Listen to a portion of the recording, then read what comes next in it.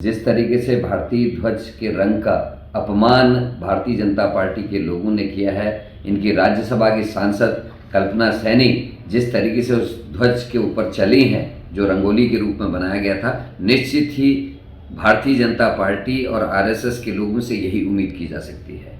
जिस तरीके से नागपुर के अपने कार्यालय में 65 साल तक इन्होंने भारत का झंडा नहीं लगाया और जिन 3 नौजवानों ने इस झंडे को इनके कार्यालय में लगाने का काम किया, उनके ऊपर इन्होंने मुकदमे दर्ज कराए, जो कोर्ट से बरी होकर बाहर आए। इस पार्टी से यही उम्मीद की जा सकती है।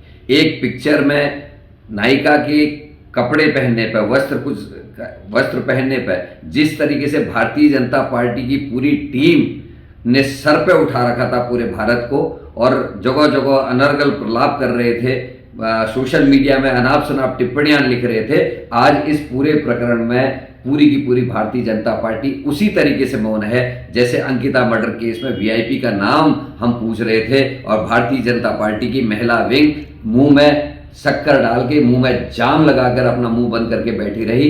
एक महिला नेत्री केवल बाहर निकली थी ऋषिकेश की, उसको भी इन्होंने पार्टी से बाहर किया था। इसीलिए मैं जनता से, आवाम से निवेदन करना चाहता हूं कि भारतीय जनता पार्टी की कथनी और करने में फर्क है। नित नए सपने दिखा के आपको बेवकूफ़ बनाने का काम करने वाली पार्टी कभी राष्ट्रवाद वाली पार्टी हो ही नहीं सकती। ये ना ध्वज का सम्मान करते हैं, ना राष्ट्र का सम्मान करते हैं। महात्मा गांधी को मारने वाले संगठन के लोग आखिर राष्ट्रवादी कैसे हो सकते हैं, ये आपको और हमको समझना है।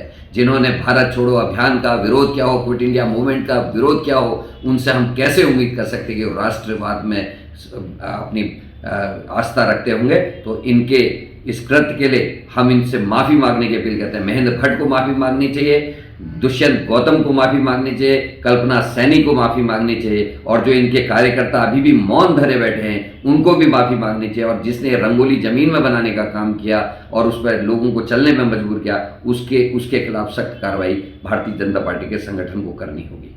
देखिए, कांग्रेस तो हमेशा से ही आप देखेंगे हमारी सेना का लगातार जिस प्रकार से सर्जिकल स्ट्राइक हो, सेना के ऊपर हमेशा कुछ न कुछ तरीके से बोलती रहती है। लेकिन देखिए हम राष्ट्रीय जो हमारा ध्वज है उसका सम्मान करते हैं और सर्वोच्च जो हम अपने जो पूरे जो भारत के वासी हैं, अपने प्राणों को न्यौछावर करने वाले उस ध्वज का हम सम्मान करते हैं। लेकिन जिस प्रकार की जो बयानबाज़ी कांग्रेस उतर आई है, ये बिल्कुल ही मिथ्या है, बिल्कुल झूठ है।